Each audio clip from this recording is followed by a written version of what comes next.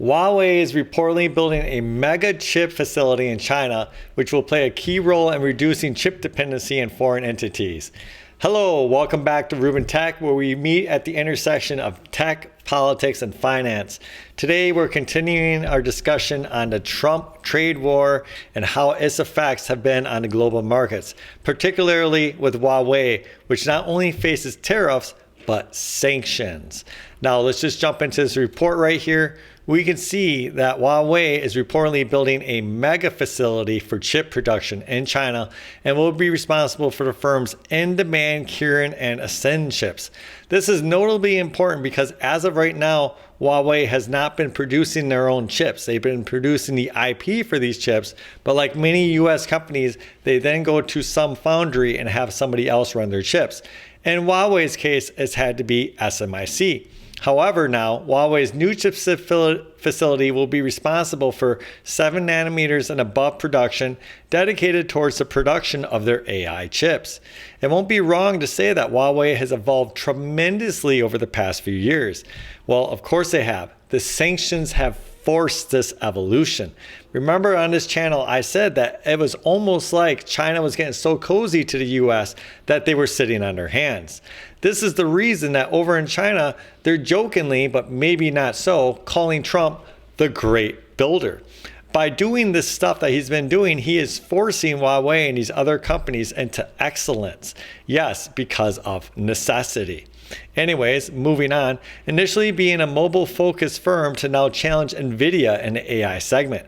Especially in recent times, Huawei has shown massive progress with its Ascend AI chips, to the point that the firm has difficulty sustaining demand amid confined production lines. However, this looks to change as the Financial Times reports that Huawei is developing a massive chip facility in Shenzhen as part of efforts to integrate the AI supply chain vertically. The new facilities being developed in the region will likely be responsible for catering to Huawei's 7 nanometer production, mainly for Kirin mobile chips and the Ascend AI processors.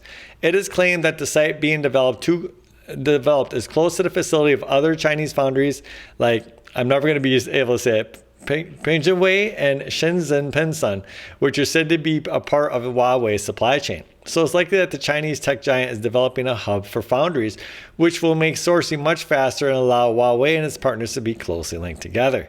Now, this should be shocking to absolutely no one, as Huawei and China have been building up their supply chains for the last few years. In fact, we got this CEO of Nvidia, Jensen. Just listen to what he says right here. China is not behind. Anybody Are they ahead of you? China's right behind us. I mean, we're very, very close. But remember, this is a long-term, this is an infinite race. Okay, so right there, it kind of sounds funny because he says that China is not behind. He's being asked where China is in the AI race, and he responds, they're not behind.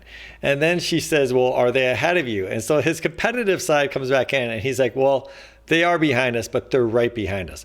What he means to say here, what he's just trying to say to her, is that essentially this is a neck and neck race. Nvidia might be ahead, but they're not going to be ahead for long. And I'm going to tell you something right now. If they keep losing, and it's been estimated, if they lose out on the Chinese market, that they'll lose $60 billion. And if they keep losing market share like that due to these sanctions, Nvidia will flounder. You see, this money that they use is pumped into their next gen chip development. Jensen's been on record saying that the Grace Blackwell 200 took upwards of $10 billion in research to develop. So imagine that if they don't have this cash flow on hand to develop these new chips, they are going to get left behind. This is where I say that these are the unintended consequences of sanctions. You're not just hurting your competitor, which in actually this case, you're not hurting them, you're forcing them to excel, but you're hurting your own US-based companies. Nvidia and now AMD are absolutely suffering. And if you see proponents out there like Anthropic, please keep in mind why they are such a proponent for tougher sanctions. Anthropic is calling for tougher GPU export controls as Nvidia CEO implores Trump to spread the AI love. Well, why might that be? Could it be that Anthropic just got their butts kicked by DeepSeek? Absolutely. On this channel, I've said many times that AI, especially like what Anthropic, XAI, and OpenAI do is going to be commoditized. That's the entire point of what Meta and DeepSeek are doing. They're looking at taking these AI agents and making them readily available to anyone, so that XAI and OpenAI aren't going to be charging you $200 a month or $20,000 a month. You see, these AIs will be available to everyone, and these companies are going to be able to make money on other services. And this is also where what I believe is the AI leader right now, Google, is also going. You see, Google has many different lines that it makes money off of. It doesn't need you to pay a subscription service for its AI models. That is absolutely absorbent. A Google or an Amazon can just offer as part of a package, i.e., you have Amazon Prime, here's just another add-on. It's called Amazon AI. So what we have here is a literal race to the bottom, and Anthropic is very fearful. And they think that by restricting control of the AI chips going to China, that somehow this is going to benefit them. But really, this is just another fearful move. It isn't going to help them either way. Let me know what you think about this topic down below. Am I off topic or am I right on?